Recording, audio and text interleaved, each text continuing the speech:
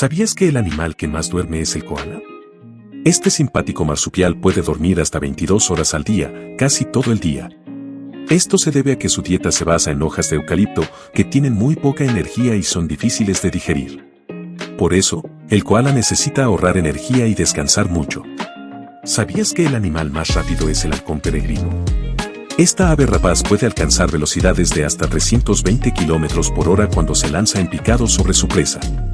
Es capaz de ajustar su forma aerodinámica y controlar su respiración para lograr esta hazaña.